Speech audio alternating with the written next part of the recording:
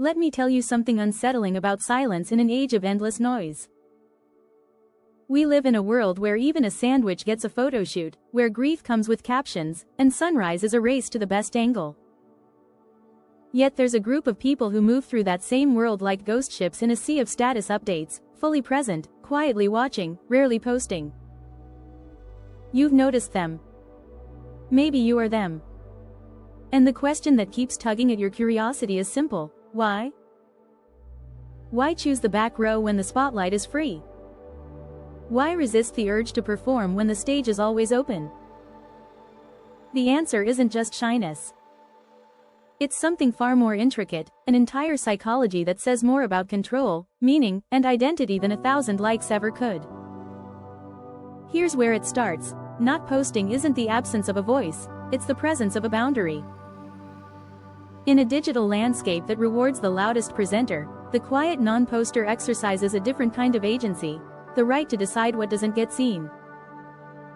That decision, repeated again and again, rewires how they relate to the world.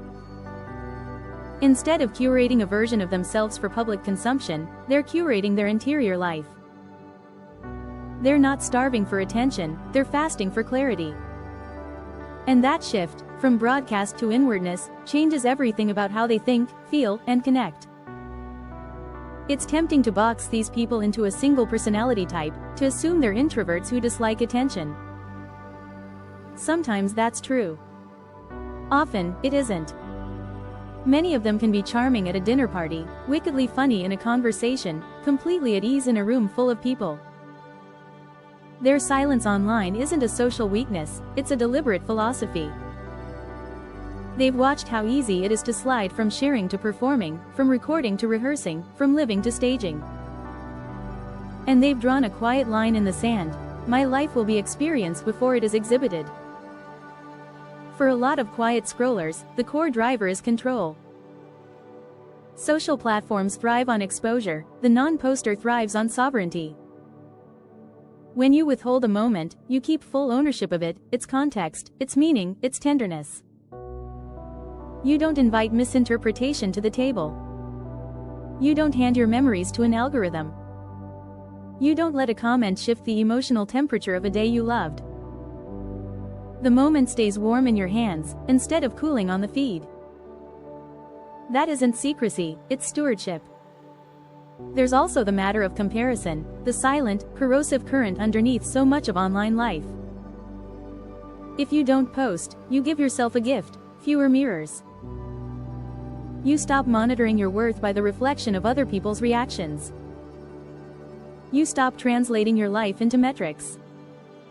Without that constant scoreboard, something strange happens: your nervous system calms. You wake up and the day doesn't feel like a presentation, it feels like a day. The coffee tastes like coffee again, not content. The walk is a walk, not a chance to flex your morning discipline. You reclaim the ordinary, and it feels extraordinary precisely because it isn't being judged. But not posting isn't always serenity and self-mastery. Sometimes it's armor. Some people step back because the climate feels harsh, the sarcasm, the pile-ons, the way a sentence can be ripped from its roots and used as a weapon. If you've ever been misunderstood online, you know the specific chill it leaves. For the quietly observant, that chill is reason enough to minimize exposure. They're not afraid to speak, they're just uninterested in litigating their inner world in public court. They prefer to spend their words where nuance survives: in eye contact, voice tone, long pauses, and slow nods. They know that meaning is thicker in person than in pixels. Another driver: energy. Posting isn't just clicking, share. It's pre-editing your life for an imagined audience, and then bracing for impact when the audience answers back. That loop, repeated daily, siphons focus. People who don't post often want their attention back. They want the juice they used to spend mentally captioning a sunset to go somewhere else, into deep work, into hobbies that don't photograph well, into relationships that bloom out of sight. They're allergic to the invisible tax of wondering, how does this look? The psychological shift sounds small. It isn't. It's the difference between asking, "Do they see me?" and asking, "Do I see clearly?" Then there's identity. Social platforms encourage a subtle form of self-branding. Pick a lane. Polish the edges. Tell a consistent story. But humans aren't brand consistent. We're complicated. We contradict ourselves. We grow out of skins that used to fit. People who don't post are often guarding that right to evolve without an audience demanding continuity. They want the freedom to change their mind on Monday without editing last Thursday's persona. They're suspicious of fixed labels. They're not hiding, they're molting. Some step back after a slow burnout. Maybe they once posted everything, firsts, wins, losses, daily routines, until the bright, performative gloss started to feel sticky. Every milestone required theater. Every joyful moment carried the shadow of, "Will this do well?" And nothing kills joy like turning it into a KPI. So they withdrew, not with a dramatic announcement, but with gentle non-compliance. The grid stopped updating. Stories went dark. And in the quiet, an older rhythm reappeared, the rhythm of doing things that don't have to be seen to matter. There's a deeper psychological thread woven through all of this: locus of control. When your sense of worth is anchored inside, you don't need the outside to echo it back to you as often. People who rarely post tend to cultivate that inner anchor. They're not anti-connection, they're anti-dependence. They can still enjoy a flood of comments, but they're not hooked on it. They can be proud of a trip without announcing it. They can love a person without broadcasting them. Their milestones don't need witnesses to be real, and that's a kind of security that glows even when the room is empty. Let's talk about presence, because this is where the quiet ones really diverge. When you stop thinking in captions, your attention stops sitting outside your life, watching it from a distance. It returns to your body. Sounds richer. Touch sharper. Time less slippery. You aren't simultaneously living and narrating. You're just living. That state, simple as it sounds, is rare now, and people who don't post often protect it with small, sacred habits. The phone on airplane mode during a walk, no pictures at dinner, journaling before publishing. These aren't rules as much as rituals, little anchors that keep them here. Of course, there's a social cost to silence. In a culture where visibility equals vitality, people may read your quiet as distance, aloofness, even arrogance. The non-posters know this and usually accept the misunderstanding. They understand the exchange rate. A little misinterpretation buys a lot of peace. And the relationships that matter, the ones that exist outside comment sections, can handle that.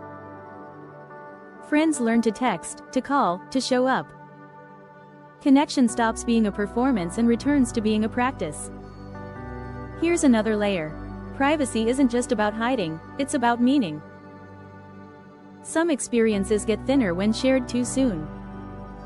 The quiet person knows that a memory still in the oven shouldn't be served to the room. They let things finish baking, ideas, feelings, dreams, before exposing them to the air. Not because the air is bad, but because the dough is still soft. This patience creates a different arc of growth: private, steady, unglamorous, real. And then there's the simple joy of having a life that doesn't have a narrative arc designed for an audience. If you don't post, you can be contradictory without apologizing. You can love fine art and goofy memes. You can train for a marathon and quit in week 3 with no public debrief. You can try a new hobby and be beautifully mediocre at it because no one is watching you keep score. In that freedom, play returns. Curiosity returns. You stop being the protagonist and go back to being a person. Not posting also changes how you perceive other people. When you aren't constantly composing your own showcase, you have more bandwidth to notice others sincerely. You become a better listener, not because you've read a thread on active listening, but because your attention isn't split between them and your next post. People feel it. They open up. The conversation deepens. The room softens. Quiet online, full in person, that's the trade. Then we reach the paradox almost no one talks about. Some of the most creative, articulate minds online are the least visible. They write long drafts that never leave their notes app. They take photos no one sees. They keep voice memos of thoughts that would go viral, and don't post them. Why? Because creation without an audience can be its own medicine. When the art doesn't have to defend itself to the crowd, it's allowed to be intimate, messy, and alive. And sometimes, that's where the best work begins. Does this mean social media is bad? No, it means tools become problems when we forget they're tools. The non-poster hasn't sworn off the world, they're just using the tool differently. They scroll to stay informed, to learn, to enjoy the kaleidoscope of other people's expression. They might share a rare update when it genuinely serves connection. But they refuse to let the tail wag the dog. Their life is the main event, the feed is, at best, the lobby. There are seasons, too. Silence isn't a permanent identity, it's a rhythm that changes with needs. There are months where sharing feels right, where community is built through visibility. There are months where quiet is necessary to heal, to grieve, to build.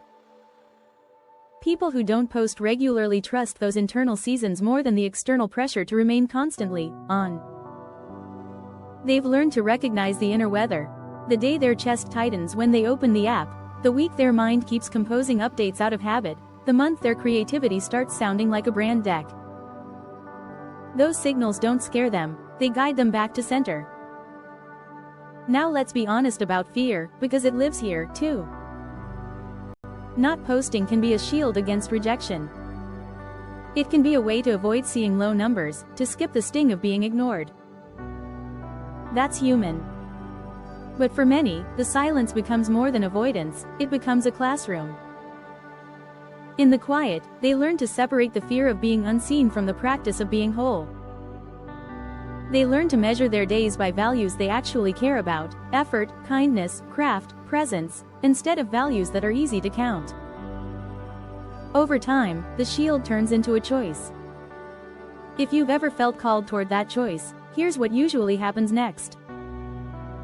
At first, you feel a twitch, the reflex to document, to prove, to show. You resist. The itch lingers. And then, somewhere in the middle of a mundane moment, washing a dish, tying a shoe, hearing a friend's laugh, you feel it, relief. The pressure to capture falls off. Something unclenches. Your mind stops producing captions for a life that suddenly doesn't need them. It's quiet. It's good.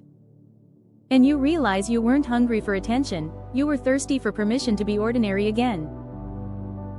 With time, the benefits stack.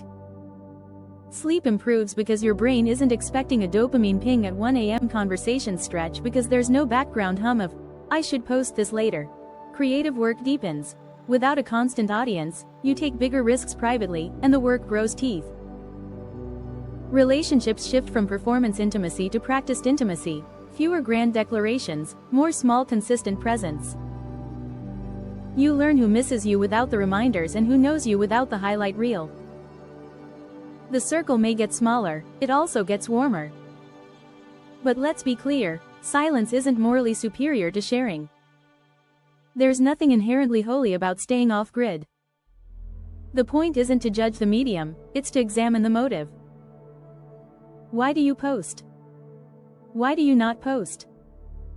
If the answer carries freedom, freedom to be honest, to be kind, to be present, keep going. If the answer carries compulsion, compulsion to impress, to compete, to numb, then maybe your psychology is tapping you on the shoulder, asking for a recalibration.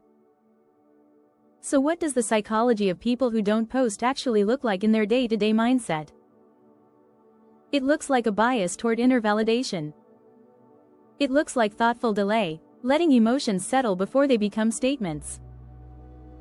It looks like a daily audit of attention. Where is my mind when I'm here?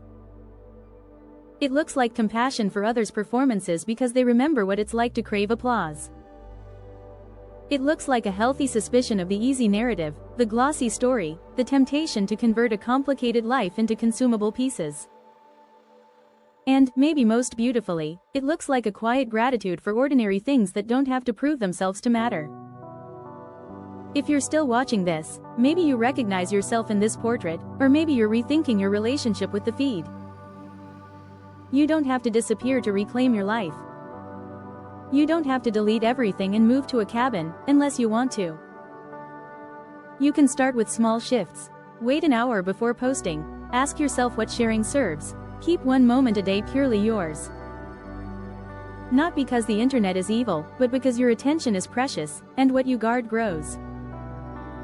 Here's the simple truth beneath all the complexity. Not posting is not a rejection of connection, it's a reordering of loyalties. It's choosing presence over performance, privacy over proof, meaning over metrics. It's believing your life is allowed to be real even when it's invisible. And in a time that mistakes visibility for value, that belief is radical, restorative, and deeply sane. So the next time you notice someone who never posts, resist the urge to label them mysterious, detached, or out of touch. Consider instead that they might be in touch with something many of us lost, the ability to inhabit a moment without turning it into material. Consider that their quiet might be a kind of wisdom, their absence a kind of presence, their invisibility an act of care for the life they're busy living.